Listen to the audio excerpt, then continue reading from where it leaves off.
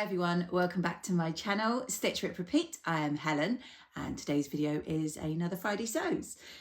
So this is where we catch you up on what we've been up to. I did do one last week, so I'm trying to this year keep up with them as regularly as possible. So even if I feel I don't have a huge amount to tell you and it's a shorter video, I'm still going to record. So this is the third time I've tried to record this morning. I was interrupted by my 13-year-old needing something from school, and then my 16-year-old also phoned up needing something from school. So hopefully no more interruptions. I've got a little note of everything I'm going to read, so I don't forget to tell you anything. So if you see me looking down, it's because I've got a notebook. First thing I wanted to say was thank you so much to everyone who has watched and liked my Friday Sews from last week. And I wanted to especially thank those who suggested a cardigan, like the Harper cardigan, for that blue thin knit that I had. I think that's a really good idea, actually. So I'm probably going to go with that. So really appreciate you thinking of that for me. So thank you there.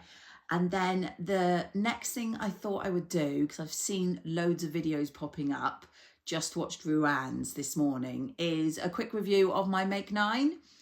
So if you're not aware, I'll just quickly say Make 9 is an Instagram challenge. It's not a prize challenge. It's just a challenge to get you thinking about makes, and it's a personal one. So it always started out, I think, with what patterns you wanted to make throughout the year, but people have now sort of tweaked it. So for them, it could be what fabric they want to use for the year, what type of pattern they want to use, just anything that would fit into that 9 categories of things they would like to do this year.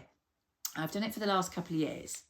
Badly, I should say. I can't remember how many I did last year, but I'm just going to run you through how I got on this year, and hopefully I will pop in the photo while I'm talking. So again, I am reading, I apologise. So the first thing I had on my Make 9 was the Valdivia sweater, which is by Alisha Threads. Now, I won this on Instagram and I absolutely love it, but no, I haven't made it yet. So that's still on a list of things I will make one day.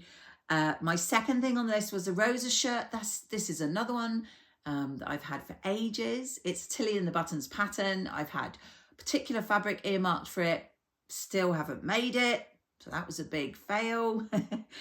Third was a Freya, also Tilly and the Buttons, and you'll see a pattern emerging. Haven't made it, still plan to. Do really love all these patterns, but haven't made them. Number 4 was the Zadie jumpsuit by Paper Theory Patterns. Now, the observant ones of you may notice I am wearing one, and I did 2 of these last year in a collaboration with the lovely Tamlyn from Sewn on the Tyne, and hopefully I'll have popped in photos. Yeah, I absolutely love this pattern. It's like secret pajamas. This is my favourite sort of everyday one. As you can see, I wear it in the cold weather by just popping a long sleeve top underneath, and then I wear it in the summer on its own. I also have my more posh one, I like to say, which I made from some gorgeous Eglantine and Zoe fabric, and I wore that one when I went to the knitting and stitching show last October and got loads of compliments. So yeah, I do love both versions. So Zadie was a tick, so that's one of my Make 9. And then, oh, I've done them in the wrong order, sorry, that was number 5. Rewind. Number 4 was actually the Lander pants, and that was the other one that I did make. That was actually, I think, the first thing I made last year. I'm pretty sure it was. I was making it in my sewing class, and I made these gorgeous sort of mustard brushed cotton twill fabric. Pretty sure I got it from Rainbow Fabrics, and hopefully I've popped in some photos. And yeah, I do love those trousers. I'm not 100% sure, having loved them and worn them a lot, whether they're really suitable for me, because they're quite a straight trouser, although they're quite flared at the bottom, and I don't have much definition in my waist to hips, so I feel like actually they make me look a bit boxy, but I still love them. Can't wear them at the moment because they don't fit, but they were my second tick for Make 9. The rest are all no. So the 6th thing I was going to make was the Darling Ranges dress, and that is a Nielsen. I've got a kit for that and everything. but I haven't made it yet. 7 was a Bobbie skirt by Tilly and the Buttons. Again, as I say, I do want to make all these, but I'm just letting you know, didn't do them in my make 9. 8, and that is a blouse called the Geneva blouse by Liesl and Co. Absolutely love it still, gonna make it, haven't made it yet. And finally, number 9 was the Patina blouse, which is the Friday Pattern Company. And again, I have fabric lined up. I was all set to sew it last year, but I have not done them. So I would say 2 out of 9 is pretty pathetic. And I've learned that the make 9 is not for me. So I'm really looking forward to seeing how other people get on. But I just don't seem to be able to plan at the beginning of the year and stick to it. I did think about doing sort of a fabric make 9 where I just choose 9 fabrics from my stash and sew them up. But I'm kind of doing that anyway. If you've been following me, you know that I'm going to be taking a PDF printed pattern that is rolled up down by my sewing machine randomly each month and making up from my fabric. So that should be 12 makes. So obviously that would be 9 plus 3. However, I have had the High Hopes Dolman on that list for a while now, and we're getting very close to the end of January and I haven't made them yet. So watch this space. So yeah, make 9, I love seeing it, and I'll be really interested seeing everyone throughout the year and their roundups next year. But for me, I'm not going to take part again. I don't need the pressure of seeing those pictures and knowing that I didn't make them. But I did make one thing that I spoke about, which I'm really happy to share here now. If you follow me on Instagram, you'll already have seen it. I put it on yesterday. And this is the Fleur pinafore. And hopefully that's coming up for you. And it's the new pattern to be released at the end of this month by Jayne from the Dressmaker's Closet. And as you can see, it's a lovely tiered floaty dress, very straightforward to make, because apart from the bust darts and the gathering, there's really not a lot of complicated steps. There's no fastenings, there's no buttons or zips or anything like that. So it's a really lovely beginner friendly pattern. And as I am part of Jayne's ambassador team, I'm always asked to test new patterns for her before they come out. And now the wonderful people at Minerva have also gifted us as part of the ambassador team some fabric in order to make our testers. And so I will share the details of Jayne, everything I talk about, Minerva, all in the description below. If you follow me, you know that I always do that. But if you weren't sure, everything will be there for you to check out. I made a summary version. There's some gorgeous versions. You will see them all coming out soon from the testers, from this really lovely viscose chalice from Minerva. And hopefully I'll pop in a photo, because there is 4 different colorways of this gorgeous fabric. And mine, I think, was called Sapphire. And yeah, it was a dream to sew with. It is lovely and floaty. I love all the bright colors. They're very me. And I made myself this wonderful pinafore, and I'll pop in some photos. I styled it with this same top yesterday to show that it could be this time of year still appropriate, even though it's a summery one.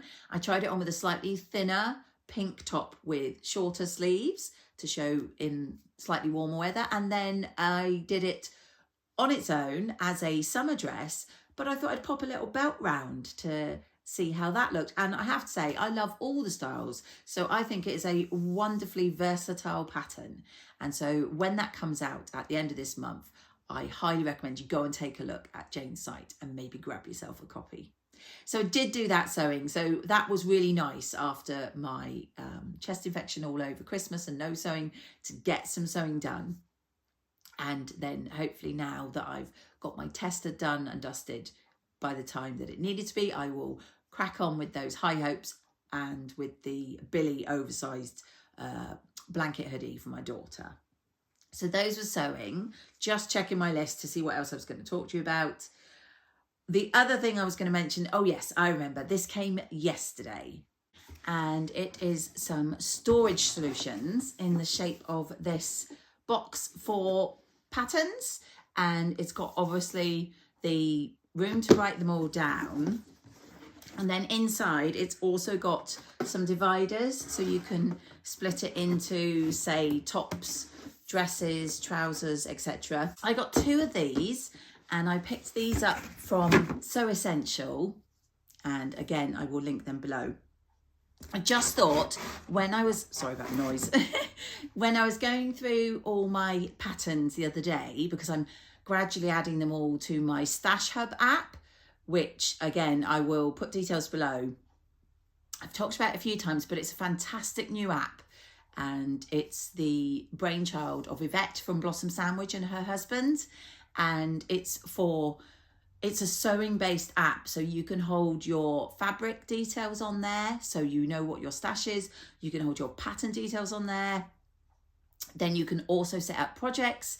You can save measurements for yourself and other people you sew for. It's a brilliant little tool. So if you haven't checked it out yet, please do. I am working through my patterns and fabric. And as I was putting them on, I suddenly saw that there was a wonderful, brilliant idea of a section of where your pattern is, because my sewing room is so disorganized and I have patterns in all different places. So as I'm gathering them together, I am putting them in specific places. This is going to be box 1 and 2. So when I have a pattern and I pop it in the box, I can stick on that location what the pattern is, and then in location section, pattern box 2. So yeah, I think it's brilliant. So that's going to hopefully help me be a little bit more organized. I have to say, I have issues when it comes to finding my patterns and my fabric. That I know I have, because I have so much. Finding them is sometimes a real issue. So I'm hoping this is going to really help me out. Right, so that is me for this week. I will sign off. If you could give me a little thumbs up, I'd really appreciate that. And as always, if you're watching my videos but not yet subscribed, please do tick that subscribe, because it really helps my channel to get seen. It doesn't cost you anything. I know we get very confused by the word subscribe, because that normally means a payment. But for YouTube, you can subscribe to the channel and it's free, and it really would help my channel to get seen. My next goal is to get to 5,000 subscribers, so every little subscribe would really help. So I'm going to leave it there today. I hope you're all getting some sewing or some sewing plans in, and I will catch up with you in my next video.